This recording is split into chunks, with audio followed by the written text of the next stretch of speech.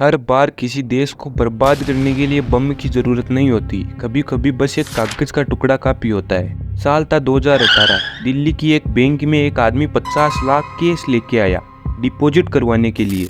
लेकिन जब मशीन ने उन नोट को गिनना शुरू किया तो एक के बाद एक सब गड्डियां रिजेक्ट होती चली गई। वहां से शुरू हुई एक ऐसी जांच जिसने रॉ के सबसे सीनियर ऑफिसर्स की नींद उड़ा दी। नेपाल के एक छोटे से शहर में एक एनजीओ था। बाहर से देखो तो बच्चों की किताबें छापने वाली संस्था, लेकिन जैसे ही अंदर जाओ उसमें लगी थी जर्मनी की मॉडर्न प्रिंटर मशीन से, और उन मशीन्स पर छप रहे थे इंडियन करेंसी 500 के नकली नोट। इतने परफेक्ट कि खुद आरबीआई भी पहली नजर में धोखा खा जाए। 100 करोड़ की नकली करेंसी। एक भारत का पूर्व सांसद जो दुश्मन का मोहरा बन चुका था, और आईएसआई का एक ऐसा प्लान जो भारत को बिना एक भी गोली चलाए घुटनों पर ला सकता था। इस पूरे जाल को तोड़ने के लिए भेजा गया एक अकेला रॉ एजेंट, और उस रात प्रेस के अंदर जो हुआ वो आज तक किसी ने नहीं बताया। वीडियो शुरू होने से पहले आप वीडियो को लाइक करके चैनल को सब्सक्राइब भी कर देना। अप्रैल 2018। दिल्ली के एक प्राइवेट बैंक की ब्रांच में रोज की तरह भीड़ थी। कोई लोन के लिए लाइन में था तो कोई पासबुक अपडेट करवा रहा था। तभी एक आदमी काउंटर पर आया, हाथ में एक पुराना सा बैग। उसने बिना कोई हड़बड़ाहट दिखाए बैग से नोटों की गड्डियां निकालकर काउंटर पर रख दी। 50 लाख कैश। कैशियर ने एक बार ऊपर से नीचे उसे देखा और पूछा, इतना सारा कैश कहाँ से? आदमी ने कहा, बिजनेस है, पैसा आता जाता रहता है। कैश काउंटर मशीन में नोट डाले गए। पहली गड्डी रिजेक्ट, दूसरी रिजेक्ट, तीसरी रिजेक्ट। कैशियर का रंग उड़ गया। उसने सुपरवाइजर को बुलाया, दोबारा ट्राई किया, हर बार वही जवाब, सारे नोट नकली। सुपरवाइजर ने धीरे से पुलिस को बुला लिया। पुलिस ने उसे अरेस्ट किया। पूछताछ शुरू हुई। वो आदमी एक छोटा सा व्यापारी था। उसे खुद नहीं पता था कि उसके हाथों में जो नोट है वो नेपाल में एक बड़े जासूसी ऑपरेशन में छपे थे। फिर ये केस रॉ के हेडक्वार्टर तक पहुंच गया। अब जो नेम यूज होंगे वो बिल्कुल काल्पनिक है। रॉ के सीनियर ऑफिसर आरव खन्ना अपने केबिन में बैठे थे। सामने टेबल पर उन्हीं नकली नोटों की कुछ गड्डियां रखी थी। सामने खड़े थे रॉ के फाइनेंशियल इंटेलिजेंट एक्सपर्ट विवेक मेहरा। विवेक मेहरा ने कहा, सर ये नोट देखिए। मेहरा ने एक नोट रोशनी में उठाया। वाटरमार्क है, सिक्योरिटी थ्रेट है, होलोग्राम है। नोट की इतनी शानदार क्वालिटी की आरबीआई की पहली मशीन भी इसे पहली बार में कैच नहीं कर पाएगी। आरव खन्ना ने नोट को ध्यान से देखा और कहा, यह कहाँ छपी है? विवेक ने जवाब दिया, नेपाल में। एक प्रिंटिंग प्रेस है जो ऑफिशियली एक एनजीओ चलाती है, नेपाल शिक्षा विकास संस्थान। गरीब बच्चों के लिए किताबें छापने का दावा, लेकिन असल में वहां से पिछले 6 महीनों में करीब 100 करोड़ की नकली करेंसी भारत में आ चुकी है। खन्ना सीधे कुर्सी से खड़े हुए।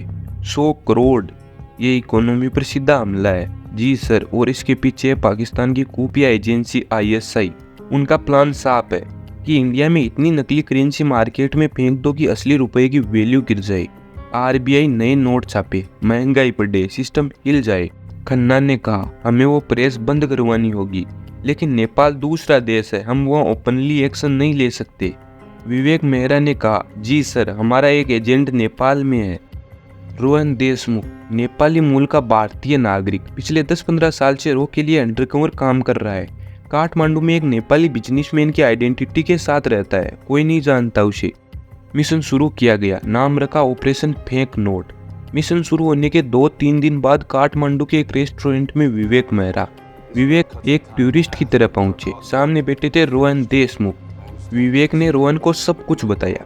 इस प्रिंटिंग में घुसपैठ करनी है, प्रेस के बारे में हर डिटेल चाहिए, नोट कब छपते हैं, कैसे भारत भेजे जाते, और सबसे जरूरी, इस सब का मास्टरमाइंड कौन है। विवेक ने एक फोटो निकाला और रोहन को दिखाया। यह शख्स है उत्तर प्रदेश के पूर्व सांसद। ये 2014 में राजनीति छोड़कर नेपाल आ गया। यहाँ ये एनजीओ खोला, दुनिया की नज़र में एक समाज सेवी। रोहन ने फोटो देखा और कहा, भारत का पूर्व सांसद आईएसआई के लिए काम कर रहा है। 2016 में आईएसआई ने इसे रिक्रूट किया था। रोहन ने फोटो रख दिया और कहा, ठीक है, मछली फंसाने के लिए जाल तैयार करना पड़ेगा। 10-15 दिन बाद रोहन इस प्रिंटिंग प्रेस में पहुंचा, एक बड़ा पब्लिशर के रूप में, जिसे बुक प्रिंट कराने के लिए प्रिंटिंग की जरूरत है। रोहन प्रिंटिंग प्रेस के ऑफिस में पहुंचा। वहां मुलाकात हुई उत्तर प्रदेश के पूर्व सांसद से। जाते ही रोहन ने बता दिया, मुझे 50 लाख की बुक्स प्रिंट करवानी है, आपकी प्रेस कर पाएगी? सांसद ने कहा, हमारी प्रेस बहुत मॉडर्न है, जर्मनी की मशीन्स लगी है। अंदर जाकर रोहन ने देखा, ये किसी एनजीओ की प्रेस नहीं थी, ये एक full modern hi tech manufacturing unit थी। तभी रोहन की नजर पड़ी एक खुले डिब्बे पर जिसमें इंडियन करेंसी थी। यह सब देखकर रोहन ने कहा, बहुत शानदार प्रेस है, यहीं से काम करवाऊंगा। अगले कुछ हफ्तों में रोहन ने धीरे धीरे ट्रस्ट बिल्ड किया और जब वक्त सही लगा उसने अपना असली पत्ता खेला। सांसद साहब, मुझे पता है यहाँ सिर्फ किताबें नहीं छपती, यहाँ जो रियल में छपता है, मुझे उस कारोबार का हिस्सा बनना है। सांसद का चेहरा पल भर के लिए डर गया और उसने चारों तरफ देखा और कहा, कल रात को आना, तब मैं सब दिखाऊंगा। रोहन रात को तैयार हुआ। जेब में एक हिडन कैमरा था और पहुंच गया प्रेस में।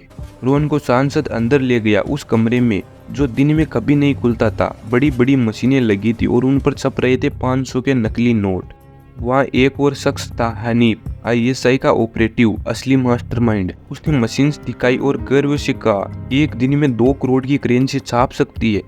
कैमरा सब कुछ रिकॉर्ड कर रहा था। अब सुबह होने ही वाली थी। रोहन बाहर निकला, मैसेज भेजने ही वाला था कि पीछे से आवाज आई, रुको। हनीफ, हाथ में पिस्तौल, मुझे शुरू से शक था, तुम एजेंट हो। रोहन का दिल तेज धड़का। कैमरा में सबूत थे, अगर वो मर गया सब खत्म। लेकिन तभी बाहर सायरन्स की आवाज आई। प्रेस के बाहर नेपाल पुलिस की गाड़ियां, बहुत से ऑफिसर्स। रोहन ने स्माइल करते हुए कहा, मैंने इमरजेंसी सिग्नल पहले से ही भेज दिए थे। प्रेस पर रेड पड़ी। हनीफ और सांसद दोनों गिरफ्तार हुए। 100 करोड़ से ज्यादा की नकली करेंसी जब्त। फिर सांसद को अरेस्ट करके इंडिया लाया गया। पूछताछ में बताया, उसका बेटा अमेरिका में बिजनेसमैन है। उसको किसी तरह ISI ने फंसाया और ब्लैकमेल किया। बेटे को बचाने के लिए ये सब करने के लिए मजबूर हुआ। एंड में उन लोगों को सैल्यूट जो बिना नाम के, बिना वर्दी के देश के लिए रोज खतरे में रहते हैं, बिना किसी स्वार्थ के लिए। आज के लिए बस इतना ही। मिलते हैं किसी नेक्स्ट वीडियो में, तब तक के लिए जय हिंद।